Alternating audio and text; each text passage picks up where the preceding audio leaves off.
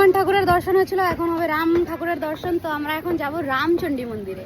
তো রামচণ্ডী মন্দিরে ফোনটা সেরকম অ্যালাউ নেই, বাট আমি যতটা পারবো ততটা আমি তোমাদের সাথে শেয়ার করছি। দাঁড়া, সব থেকে প্রথমে এত সুন্দর জিনিস একটা দেখতে পারলাম, তারপরে ভেতরে ঢুকে যাচ্ছি। পরিবেশটা খুবই ভালো, বেশি ভিড় নেই এখানে, খুব কম ভিড় আর খুব সুন্দর। যেরকম মন্দির হয় ইউপিতে এরকম টাইপেরই মন্দির হতো, তাই জন্য ওইরকম ফিল আসছিল। মানে ইউপির মন্দিরগুলো কেমন হতো বলো তো, বড় বড় মন্দির, যখন ঢোকো তখন পাপা প্রসাদও নিয়ে নিল কিছুটা। তো ভেতরে বেশি ভিডিও করতে দিচ্ছিল না, অল্প অল্প আমি যেটুকু শর্ট পেয়েছি আমি নিয়ে নিয়েছি। পাপা মামি এখানটায় বসো, ওই চৌকাটটায়, এই পাশে দিকে ফাঁকা আছে।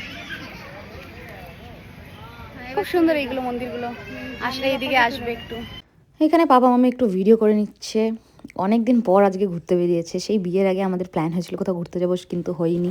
সেই প্ল্যানটা এখনও বাকি আছে, সে নয় পরে এক জায়গায় যাবো, তোমাদের সাথে শেয়ার করবো সেটাও। আর এইখানে ছিল নৌকা রাখা পুরো, পাপা মামি টাইটানিকের পোজ দিচ্ছে। আমরা সেরকম টাইম ছিল না, তাই জন্য বেরিয়ে যাচ্ছি। দেখাচ্ছি নেক্সট ব্লগে।